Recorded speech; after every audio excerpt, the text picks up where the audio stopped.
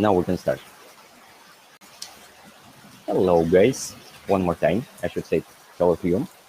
My name is Maxim Dorofeev, and I'm a corporate procrastinatologist. Maybe it's very hard to pronounce it in English. Procrastinatologist. It is a guy who deals with procrastination. In here in Russia, I'm more or less known as a personal effectiveness trainer and consultant. And recently, I have reached an agreement to conduct my trainings in English with a very good company, a very good client of mine. And as a procrastinatologist, I know that many people here in Russia, or not exactly here, literally here, there in Russia, they do procrastinate learning English. Maybe in some countries, it might be popular in different countries to procrastinate something else, like learn Spanish or jogging, quit smoking, whatever. But in corporate Russia, it is quite popular to procrastinate learning English. And many people who procrastinate learning English, in fact, have a goal. They have the goal to learn the English.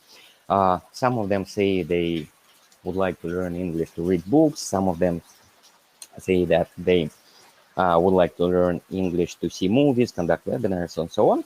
But I know that in the reality, it is works in very opposite way.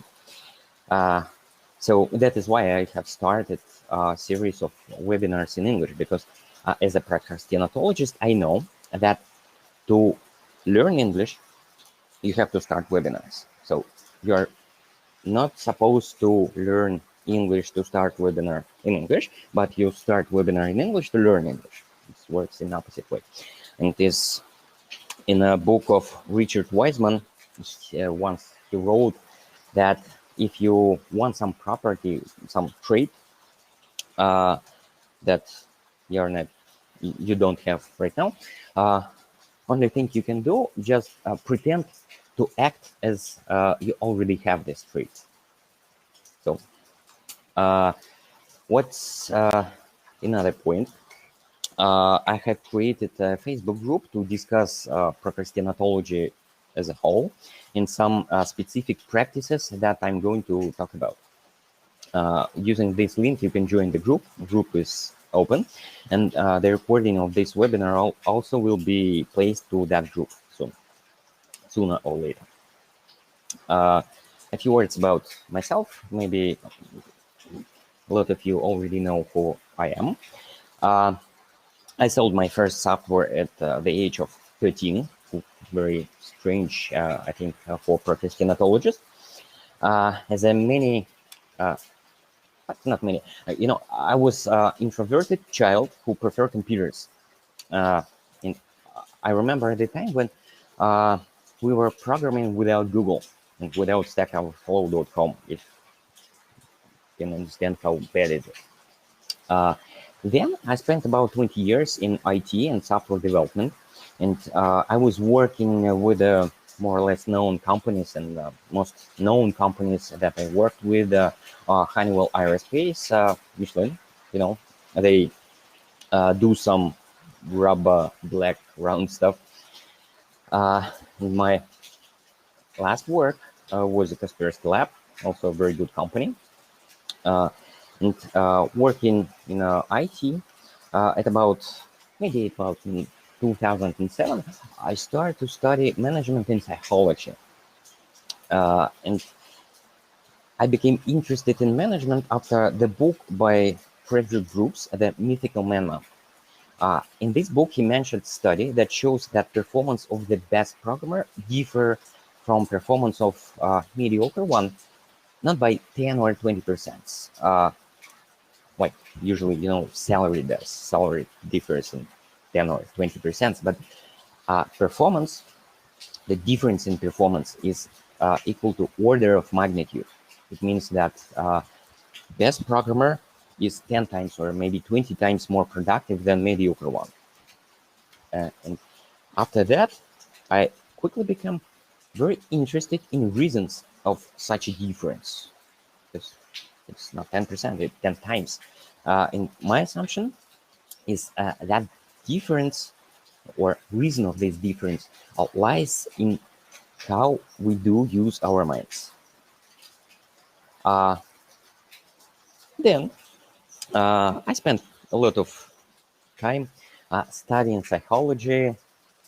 I read a whole pile of books, pile of scientific articles, and finally, this year, a couple of months ago, I have published a book in Russia, a book on procrastinatology.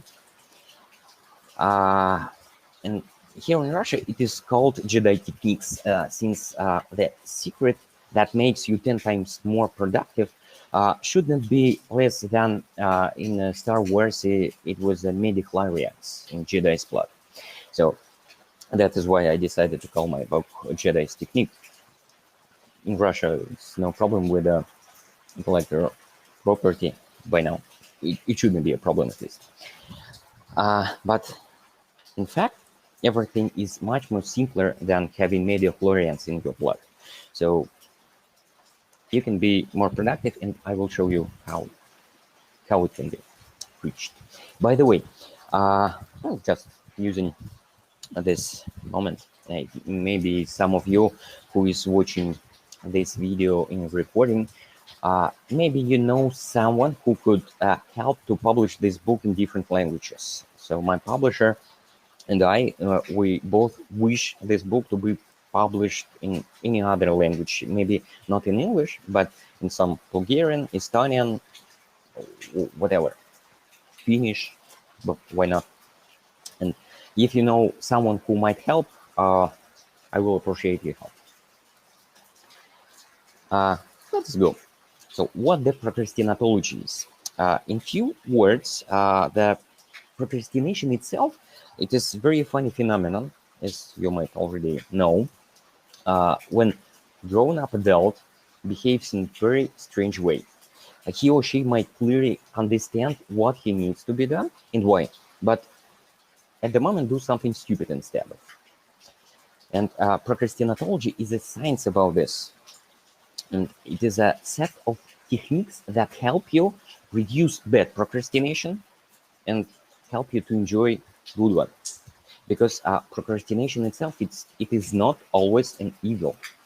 And very often, the procrastinatology helps us to avoid mistakes and get better ideas that we had initially. Because maybe you know, they say that laziness is a psychosomatic evidence of fully functioning evolutionary developed mechanism to avoid useless activities. So, I'm not going to give you specific answer how to stop some specific procrastination, but instead of this, I'm going to focus on the topic how not to start procrastinating, because the root cause of procrastination lies not in current moment, and most likely the root cause of your current procrastination lies somewhere in the past. And here I would like to use some analogy with boxers, guys who punch each other to face in different parts of bodies. Here in Thailand, it's very, very popular, and that is why I do love Thailand very much, because it is a country of boxers, Buddhist temple, and ladyboys. So I'm very interested in first two.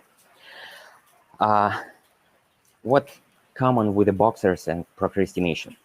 When you go to the ring, the 90% of success depends not on what you are going to do in the ring, but it depends on what you have already done before you went to the ring. The same with the procrastination. So it strongly depends on how strong your mind is, not on what you are doing in the moment. So exactly like boxers who start the training with skipping, push-ups, sit-ups, and so on. I also would like to start these webinars on procrastinatology from some mental sit-ups, push-ups, and skipping. Some quite simple mental practices that may help. And to begin speaking about these practices, I should start with very bad or very sad home truth of our life. And we have nothing else than to just simply live with this truth. The whole truth is that most of the people, most of the time, are irrational. So we do not rely on logic in our actions, at least too much. We are impulsive. So most of the time we're driven by instant impulses, not by our plans or strategy. Most of the time, not always. Most of the time we do act unconsciously. Like, for example, you might know the very good example of our unconscious action is touching yourself for your smartphone just to check emails or to check what time is it now. By the way, who is right now already doing this? Checking your emails or social networks? I guess some of you should. And the fourth point is we do not consider all that to be the norm.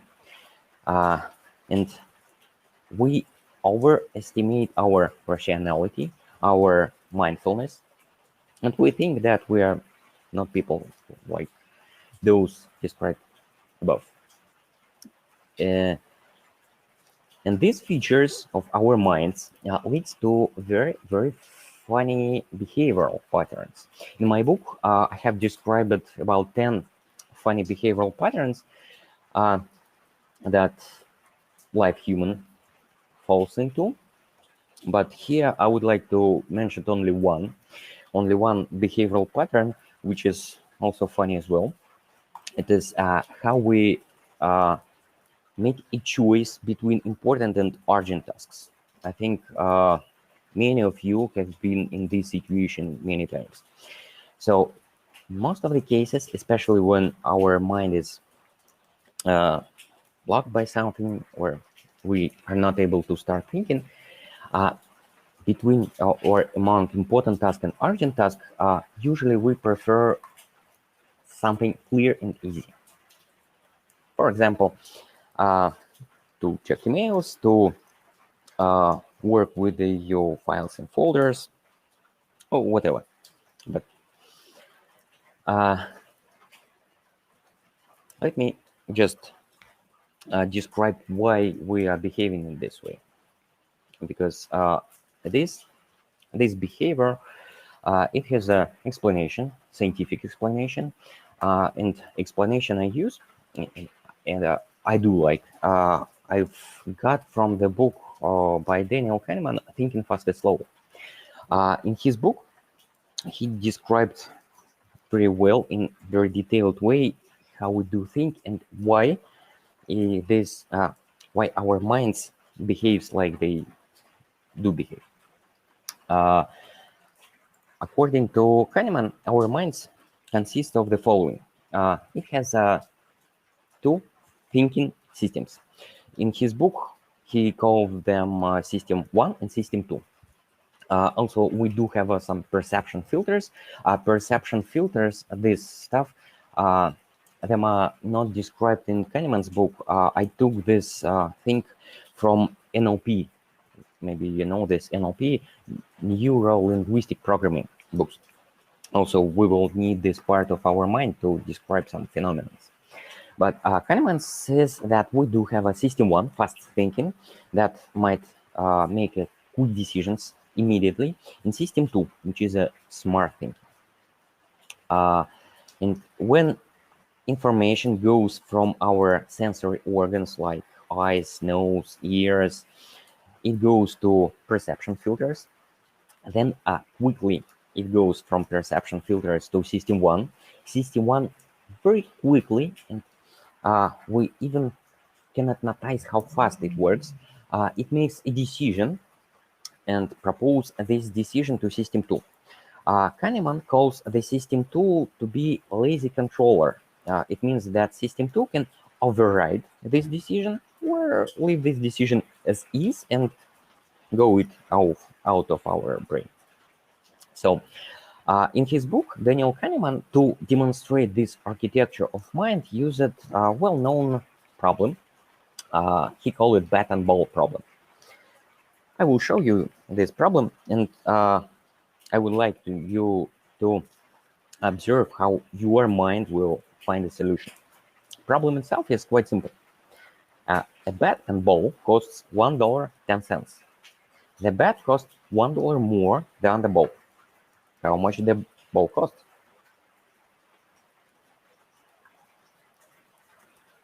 What actually happening, most likely, is following. Your ears notice a question, how much the ball cost. It goes to perception filters, goes to system 1, and immediately system 1 gives us a fast decision. It says, 10 cents, 10 cents. Then some of you might notice, or some of you might not, but system 2 or something else inside our brain could say, wait, we have to think first. It is not so simple. It's not 10 cents, because you can quickly check that that if ball and bat costs $1.10, and we say that the ball costs 10 cents itself, and just you can easily calculate that the first answer of 10 cents is wrong. And then maybe something inside your brain start to evaluate, and maybe not, because typically we are too lazy to start thinking without some, no, just during the webinars, it's not purposeful to think about this also. That's but if you are strong enough, if your mind is strong enough, system 2 could quickly reply and get your reply 5 cents. So it is the right answer. I hope all of you heard this. And first bad news are that every time you use your system 2 to overcome or override the decision of system 1, you pay the price. And the price is the resource that necessary for system 2 to work.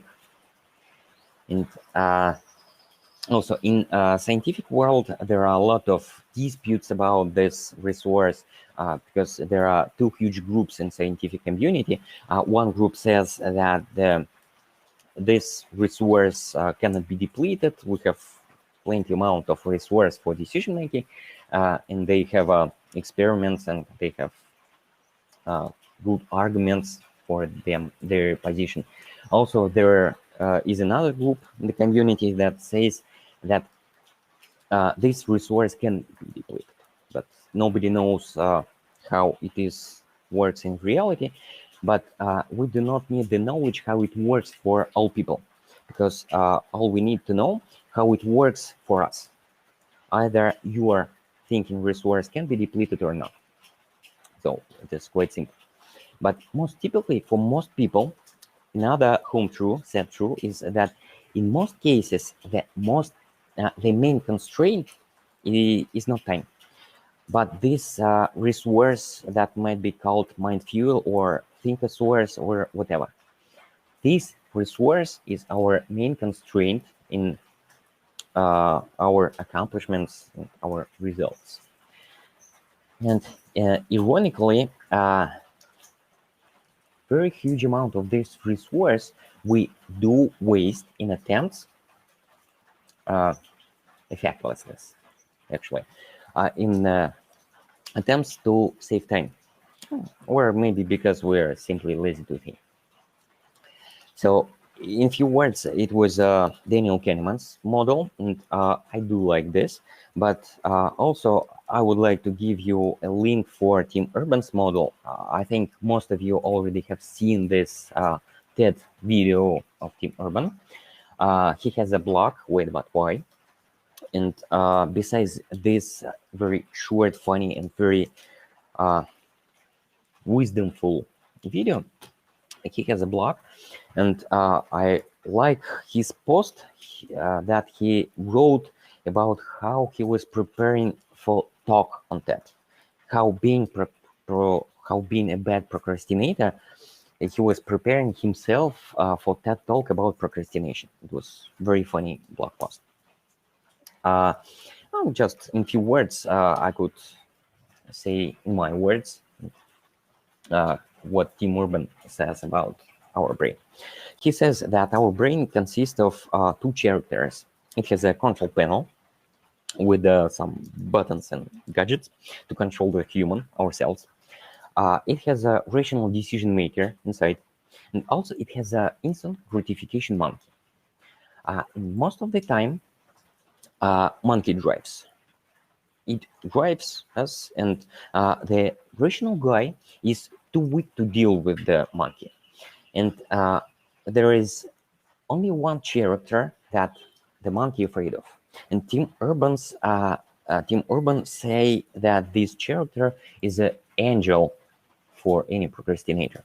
It is a panic monster.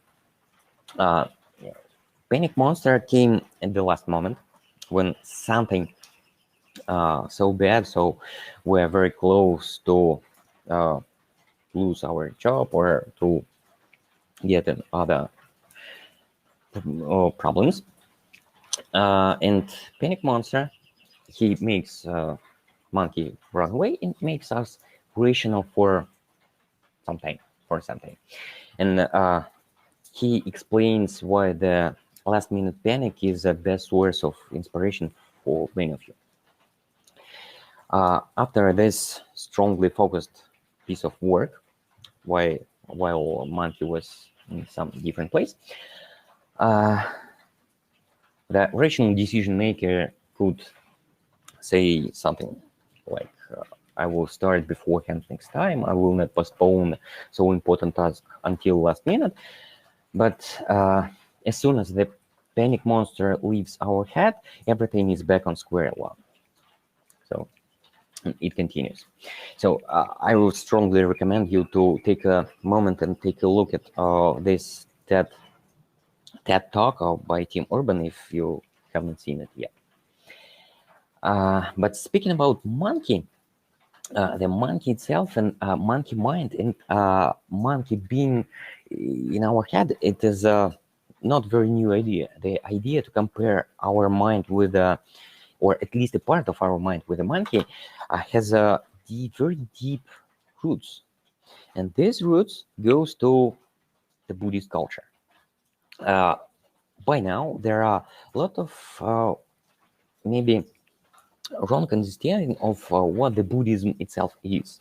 The Buddhism exists for as long as 2,500 years, and right now there are a lot of misunderstandings or stereotypes like the Buddhism. It is all about sitting on the grass with a stupid face, a stupid smile on your face, and doing nothing or reject everything. But it is very far from the truth. Because mostly the Buddhism itself, it is about practices with working with our minds. If we are going a little bit deeper from that religious frames. And the further I think about personal effectiveness and about procrastination, the more I rely on what has been already known for centuries since Buddha times. And the first thing that we can borrow from Buddhist culture is their approach to learning in Buddhism. The learning in Buddhist culture lies or is based on 3 pillars, as they call them, and all of them are important. The first pillar is getting information. It is like listening, reading, watching, whatsoever. Second pillar, also quite useful and very important one, is reflection, thinking, meditation. In some sense, they also count reflection as a group discussion. It is also part of reflection. And a third pillar is action or behavior. In they have in classical Buddhist books, they call these three pillars named like listening, meditation, and behavior. Because meditation is mostly about reflection in Buddhism. And I don't know why, but in our culture, we often do overestimate the first pillar, getting information. So if we procrastinate something, or if we have not too much time to accomplish what we want to accomplish, we think that we have some knowledge somewhere, hidden knowledge that we do not know. But in reality, we know everything we should know, but we do not act in accordance to this knowledge. So, as they call it in Buddhism, conceptual knowledge, which value is often too overestimated. Also, here we can go to analogy with the boxers, because on conceptual level, the boxing or Thai boxing is very simple. So very simple. To win the fight, you are supposed to punch your opponent and do not allow him to punch you. Very simple. So I think most of you might became a boxers maybe after this. So anyway, in case he is punching you, what you are supposed to do, it is not a problem. Just start to react earlier and move faster. It's very simple. Yes, and if you are tired, there's also a piece of cake. You just turn the second window. That's it. I hope you understand and get the irony of this picture, because it is always funny to observe how fighters punch each other to the face in the ring, and some people scream, "Oh, punch him in the face, punch him in the liver," or somewhere else. Like in some cases, it might be helpful, but in most cases, it does not, because on conceptual level, we do know how we should move or what should we do, but how to achieve this state? The problem is in this state. So how to be able to see the punch coming into you, how to get the reaction faster, how to get stronger, how to be able to turn this second wind on. So that is the problem. And it goes far beyond the conceptual knowledge. Also, I think most of you know that on conceptual level, procrastination also is very simple to overcome. Here is just very simple advice. Do not go to Facebook before you complete important tasks. That's it. So this is very simple rule how to stop procrastination. But to know how we should act, or how we're supposed to act, is not sufficient to act this way. And we have something that, or we should have something that could help us to turn the knowledge into habits or in the way of living. And this point is much more complex. Not to know, but act according to what we have already known. And first of all, by means of this webinar, I want to help you not to know something new and funny, because I'm sure most of you already know what I'm going to speak about. But I'm going to help you act differently. And in order to do so, I would like to introduce you a very simple technique. For some of you, it might work. For some of you, it might not. It is a daily checklist. You can find this daily checklist in the Facebook group, also with a recording of this webinar. And the idea behind this checklist is very simple. Everything you are supposed to do is to observe your behavior. Every day, you should spend up to 1 minute to mark how was your day, feeling one calm daily. And here we are going to exploit one of our mind features, or maybe vulnerability. And this feature is that observation of some aspect of behavior could create an intention for right behavior itself. It's well known trick. For example, if you wish to start or if you wish to increase the number of push-ups you are able to do, just simply start to write down or record how many push-ups you have done each day, and it will create some not so strong but intention to push up more, to do more push-ups. This daily checklist, it has 3 groups of rows. I think it is quite clear with the columns, one column for one day, and for rows, there are 3 rows. And on daily basis, you are supposed to mark if you have applied any vaccine, because in these groups of rows, we have vaccine, indicators, and practices. And daily you are mark if you have applied some vaccine. Vaccine is something that you have done once, and after this you have a result for a long time, forever, simply. Also, you are supposed to mark indicators. Indicators is just some values that you do not have direct influence on. For example, how many hours have you slept, or how many steps you have made, or how do you estimate your internal state, level of fun, level of happiness, whatever. Also, we will talk a little bit later in following webinars about indicators. And third group of rows is devoted to practices.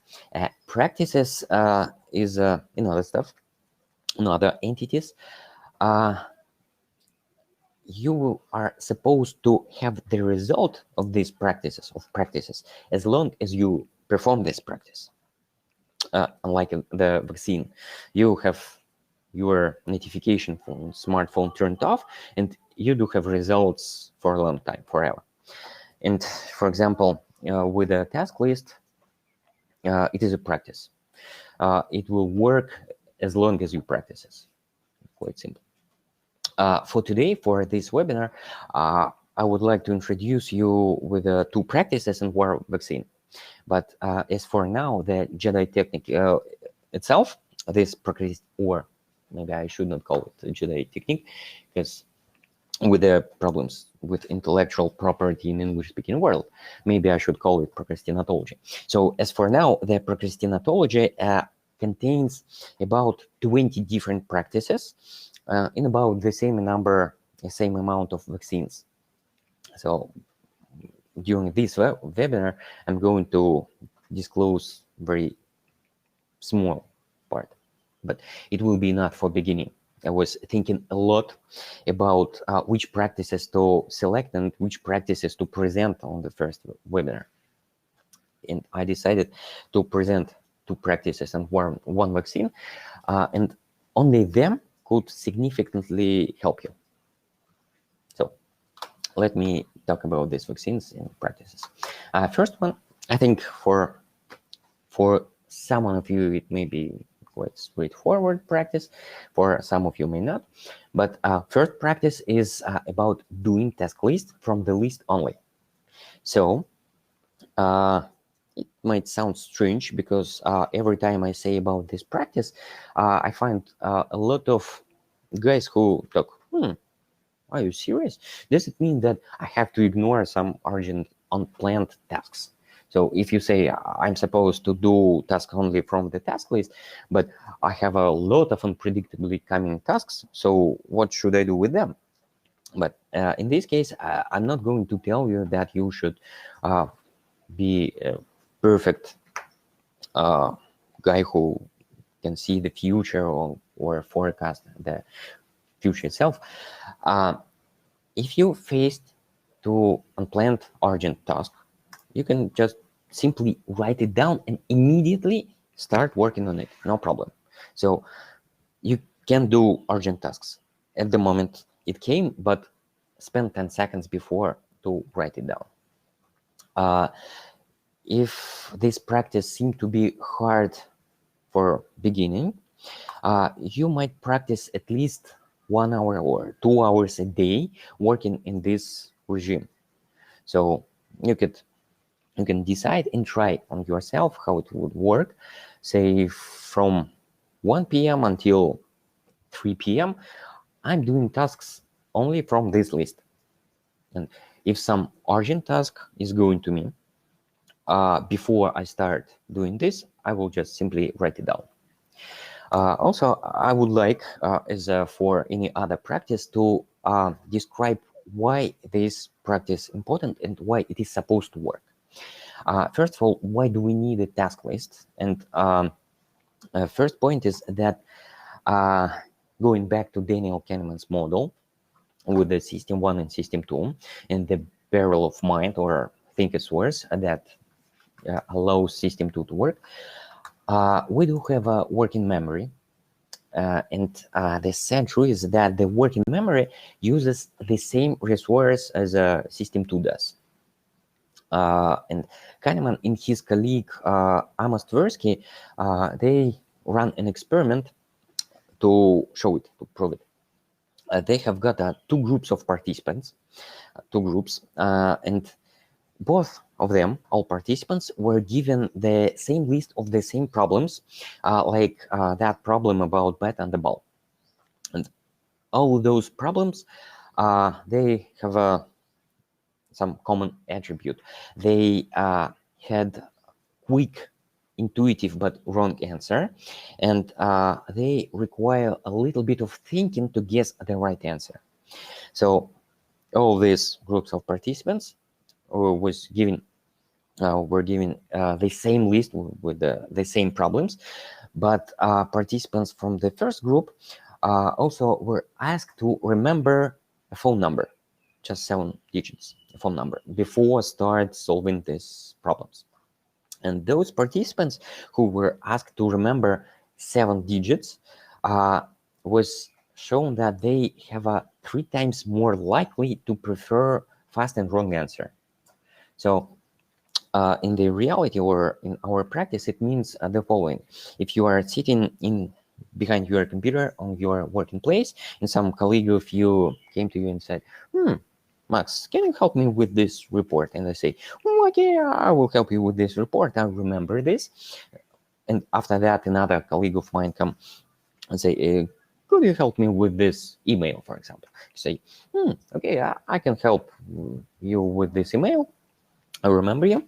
And if I remember 2-3 things to do, the working memory will deplete all this barrel of mind, so nothing is left for system 2.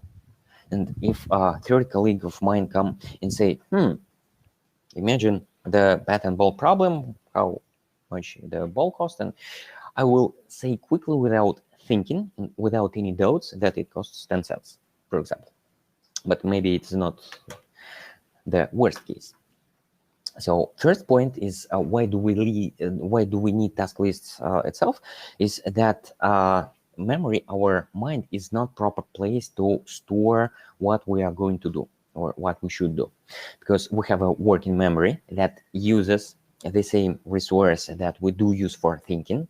Also, we have a long time memory, but I'm not going to tell about this right now, but with a long time memory, we have a lot of other features and bugs.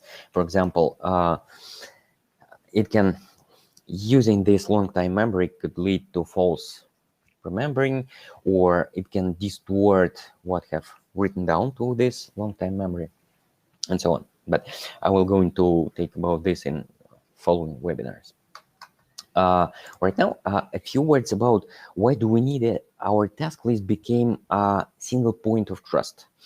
It is very subtle point at this moment, because sometimes some people assume that we should have one task list, only one, for both personal life and work tasks. It would be easier, but it is not necessary.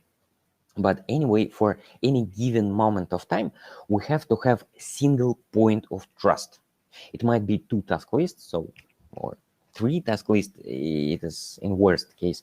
But in any given moment of time, we have to have single point of trust, single point that says us what we are supposed to do.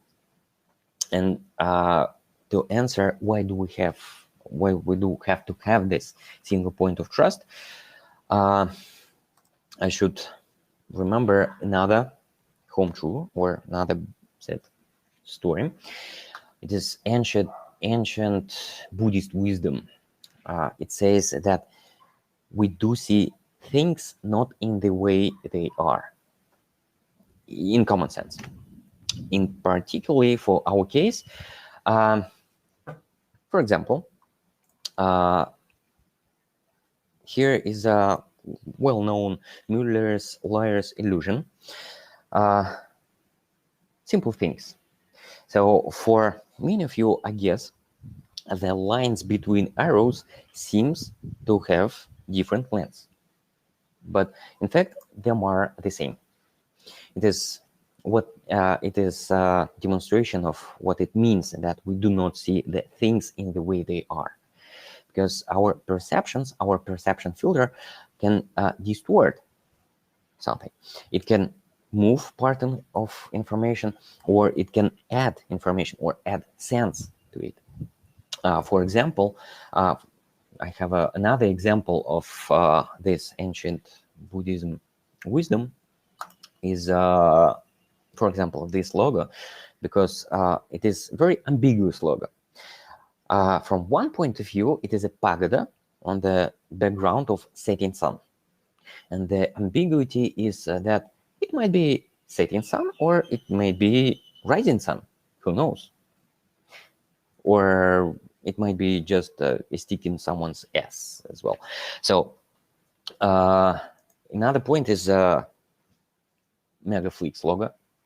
Also, for many of you, I guess first impression was to, when you see this picture, say, what? Megaflix. They have a quite good logo that quickly, without thinking and without deep analysis of what comes to our brain, sounds a little bit funny or maybe a little bit unsimilar. And why I'm showing you these pictures? You see, if our mind can easily be confused by such a simple entities as two-dimensional images, you can imagine how our mind could be easily and strongly confused by more complicated concepts like importance or urgency.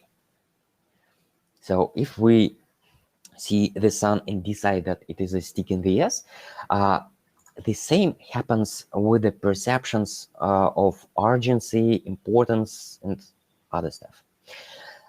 In his book, Thinking Fast and Slow, Daniel Kahneman wrote, and he called it focusing illusion. Nothing in life is as important as you think it is while you are thinking about it. It means that any task or any piece of information that sits in our mind and sits in our working memory, it has some bonus, perception bonus for perceived importance.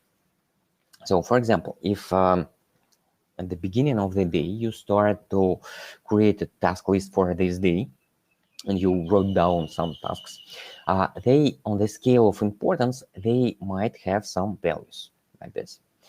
But when urgent tasks come to your brain, it also has some importance level.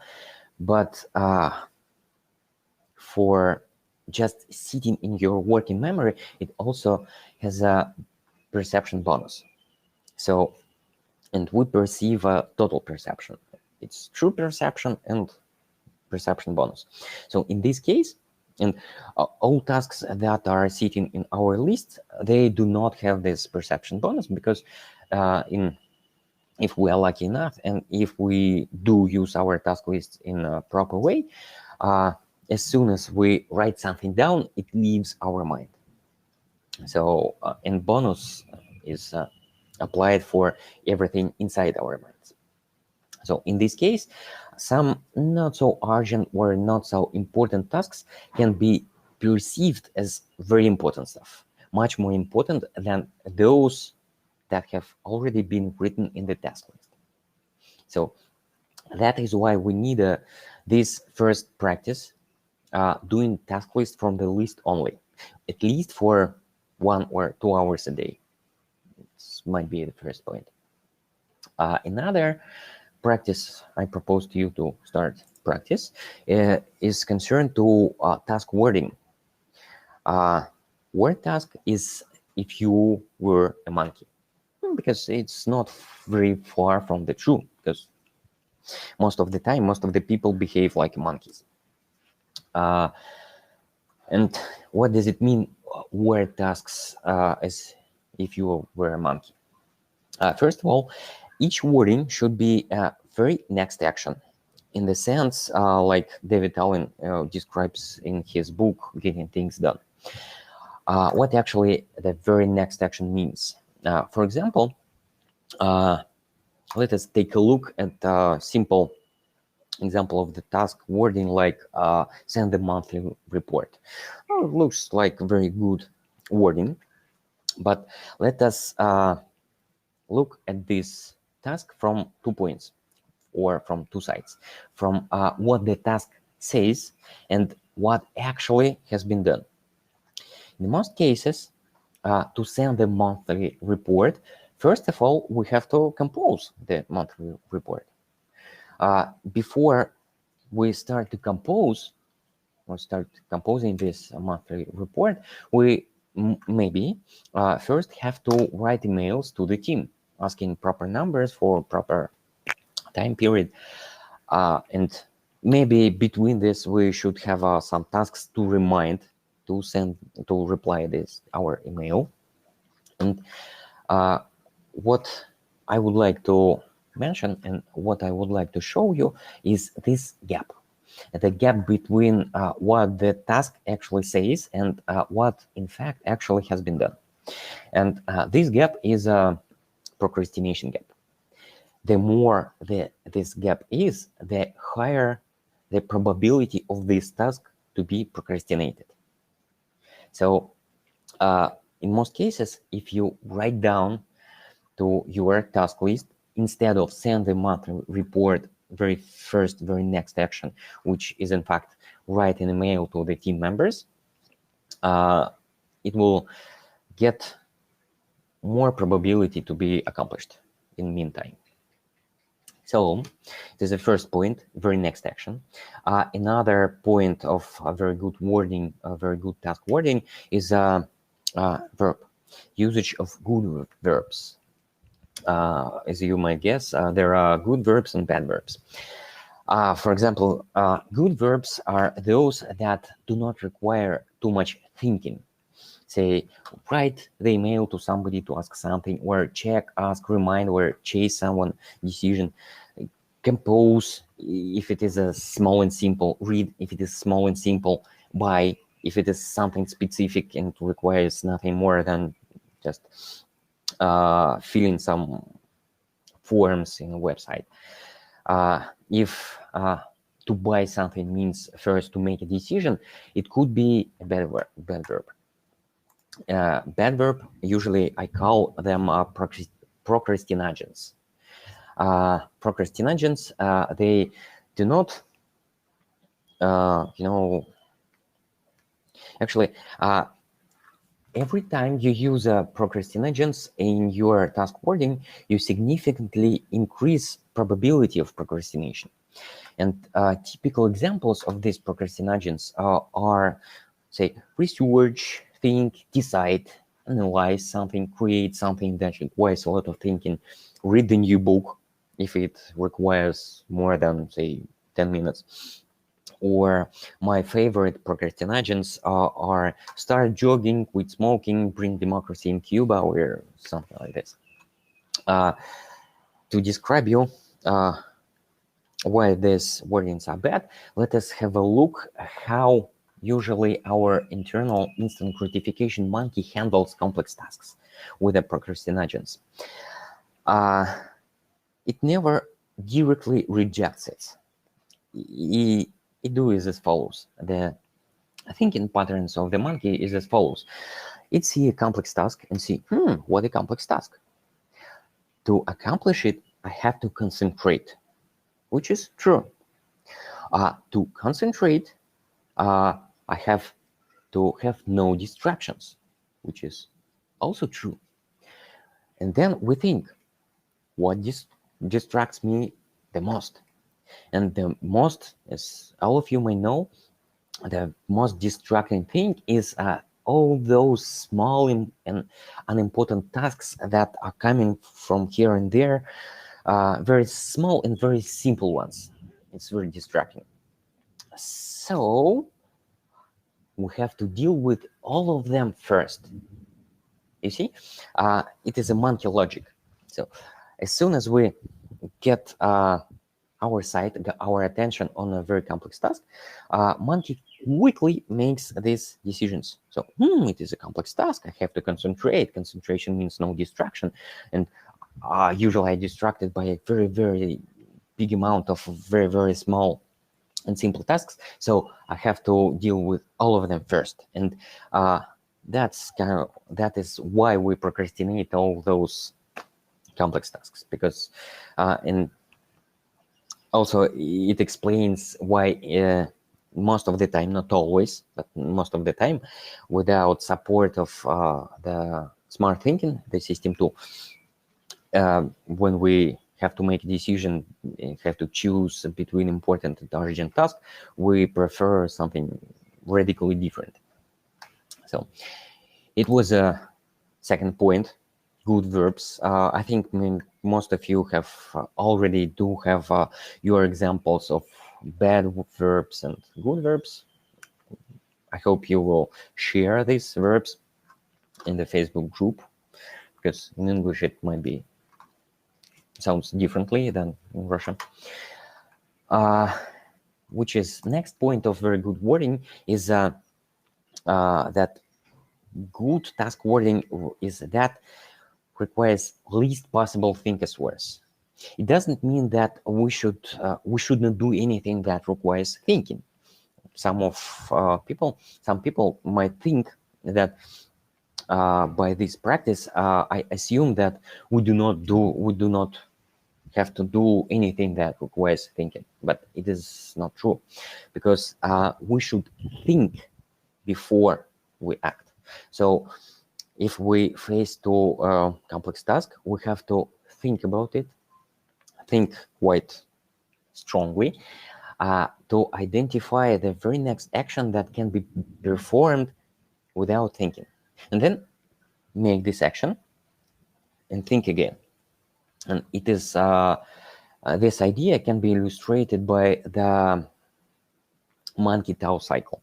It is the same Buddhist approach to learning. It has the same three pillars. Getting information. So getting information means we see something in our emails or in our inboxes or whatever. Then we have to reflect. Reflection is located on the side of rational decision maker, and in process of reflection, or result of reflection, is guidelines for a monkey. We prepare guidelines for a monkey, very good tasks in a very proper manner worded, and then these tasks go for action. Action is located on the side of monkey, so we're going to word task in such a way that even a monkey could accomplish it. And then we go back to the first stage of the cycle. Getting information, reflection, prepare guidelines for a monkey, and action. It is very good monkey Tao cycle. And maybe the last point of very good task wording is that it should take not more than 20 minutes. The last point, it is not the requirement, but it is a sign.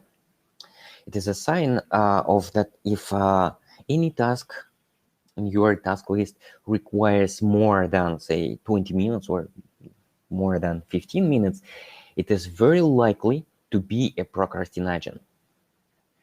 So you have to think twice about this task. It does mean that we should not have at all the tasks that requires more than 15 minutes, but it means that we should be very careful with these tasks. We have to think twice about them. So also you could practice this from my experience as a trainer here in Russia. It is very, very fruitful and very efficient practice. Just start to word your tasks in this way, and you could boost your efficiency significantly. Okay, and finally, because right now it's going to be mosquito times, so I have not too much time to finish my ideas. I'm going to share with you one vaccine. So these were two practices and one vaccine that was promised initially. And vaccine is very simple. Just turn off notifications on your smartphone, on your computer. Maybe not all of them or not all of them at once, but start to think about those notifications that you already have and which of them you really do require.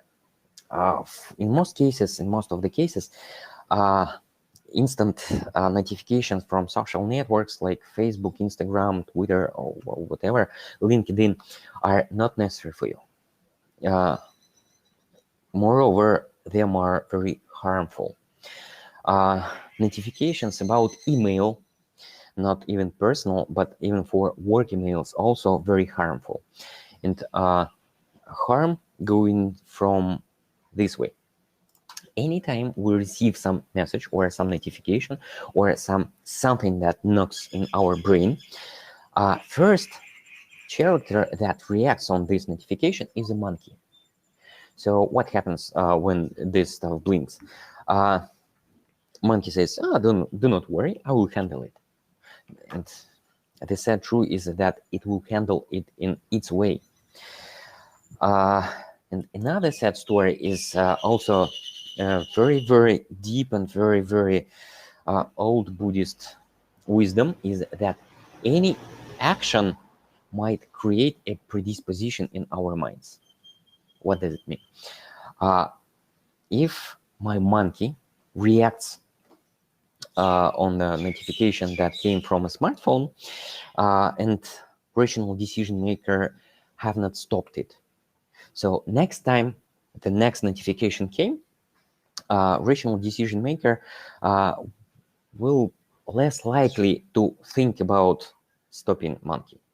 And after, say, 10 or 20 notifications, rational decision maker will not think at all about stopping the monkey. He will not stop his reaction, and what happens next? The monkey-tau cycle, which has a getting information stage, reflection, prepare guidelines for the monkey, and actions, will be reduced to what it called short circuit or shortcut. And we will become like monkey with a smartphone, instant messaging monkey. It is funny to observe how email or even corporate emails quickly became instant messaging for monkeys. Anytime we get new information, we immediately get notification if it is turned on. Monkey quickly reacts, and without intervention, without advices from rational decision maker, it starts to act. It starts to act in the way it is able to act. So in which way monkey is able to act? So if you are asked how much does the ball cost, it will reply 10 cents immediately, and so on. So next time the notification knocks in your brain, the rational decision maker will not react, unfortunately. And this cycle is very hard to fix and very hard to overcome. So if some of you will decide to turn off notifications, do not worry, because first 2 days you might be a little bit anxious about this. It will not be comfortable. It might be strongly uncomfortable for you to have this device silent.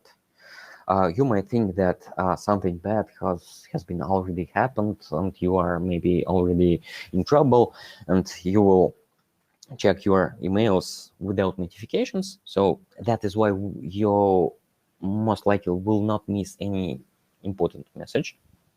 But in this case, without notifications, you will not react on notifications. You will react on something that goes out of your mind. So it's a little bit better than to react on something that goes outside of your mind. So just to try it first. So as for now, I have disclosed these 3 topics, 2 practices and 1 vaccine. So as I have already mentioned, this procrastinatology contains, the procrastinatology itself contains about 20 different practices and 20 vaccines that also can be described in such a way. And as for now, I just only told you about 2 practices and 1 vaccine. I expect, if you are lucky and brave enough to try this on yourself, I expect that your daily task list could look like as follows. So the vaccine to turn off notifications or alerts might be broken down to 3, 4, or 10 vaccines. Turn off emails, home emails, work emails, Facebook, Instagram alerts, or you could turn it off at once, all of them at once. It's up to you. And also, you already do have 2 practices to follow, and try to make an experiment on yourself. It's a very good point to experiment on yourself to get the right answer if it works. Just check the marks daily if you were following this practice or not. So, for example, if on some day I have at least 1 hour during which I was doing tasks only from my task list, I could mark it plus. If it didn't happen, I marked minus. The same for the second practice, that tasks are monkey worded.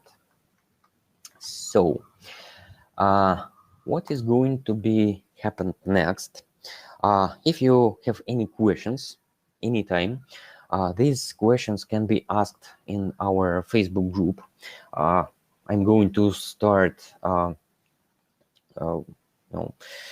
nurture this group.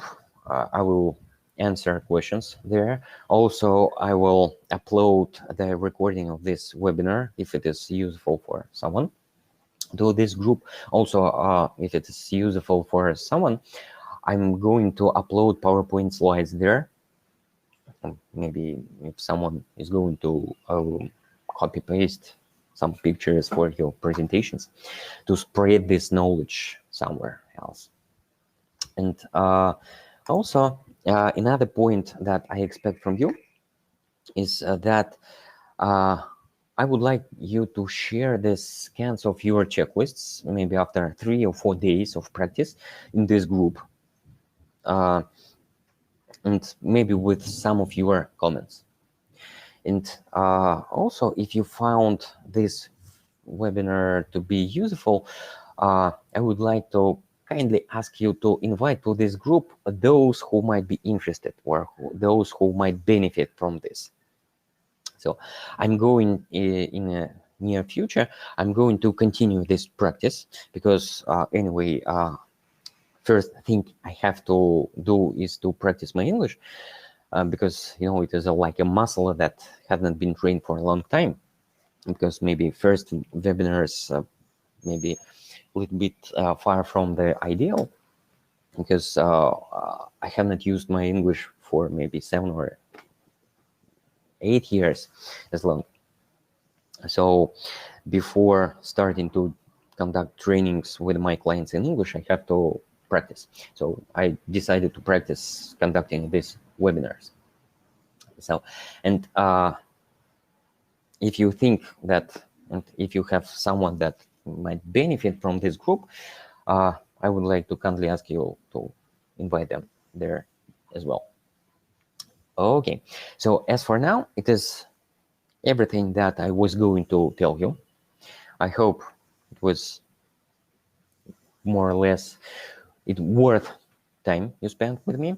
And right now I'm going to switch to the chat and see some words like, "Hey, Max, I lost connection," or something else.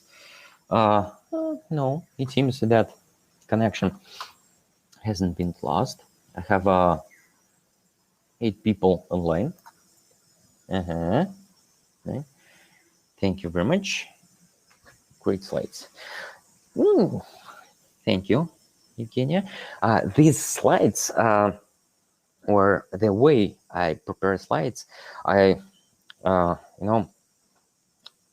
think at this point I can disclose the small secret why I start to create slides in the way it looks like. So any slide I write by my hand using tablet and a graphical editor, and I started to do so because I was a very, very bad procrastinator. Even maybe 8 or 9 years ago, I was very bad procrastinator. And it was a very funny story.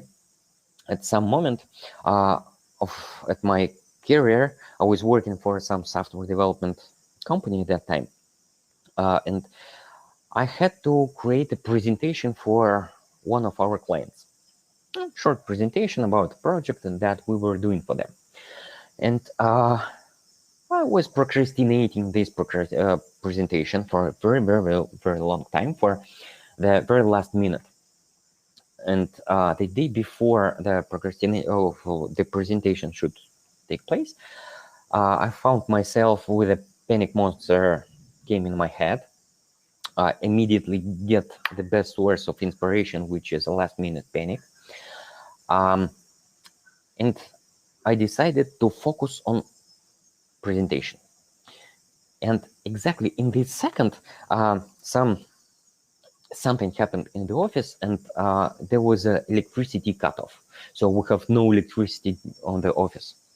And all computers were switched off. We have no light, but it was a daytime. So I have enough light from the outside. And you might imagine me with a panic monster with my head, inside my head, facing the situation when next morning I have to give a presentation to my client, and I have nothing to show. So I mobilized all my strength, all my mind. I get a pencil and piece of paper. There's only tools that might be work without electricity, and I decided to do as much as I can without electricity, because I believe that electricity cut off cannot last forever. And I was told that they were going to fix it in a couple of hours. So I decided to do as much job as I can without electricity. So when this electricity will be fixed, everything I would have to do is just to write down everything from papers to PowerPoint. So with my panic monster in the head, with deep concentration, I made a presentation on a paper by pencil, and that's it. And when they turn electricity on, I take a look at the pages and scan some pages. and I prepare my first presentation that contains mostly scans of my drawings and some words.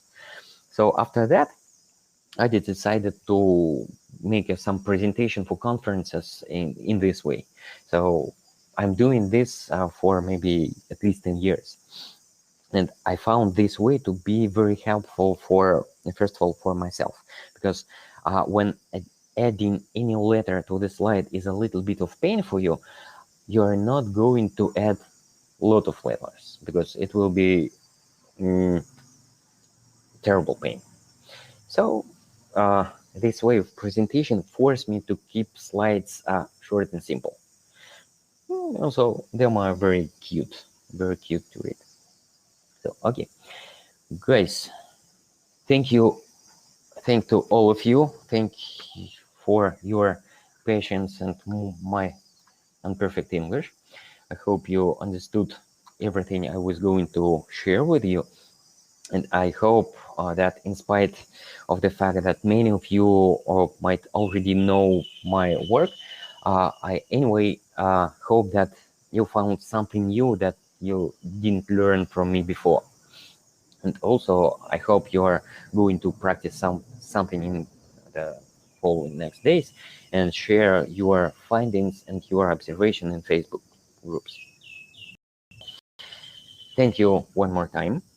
And I'm looking forward to get feedback from you. So I will send this recording to you, and that's it. So thank you one more time.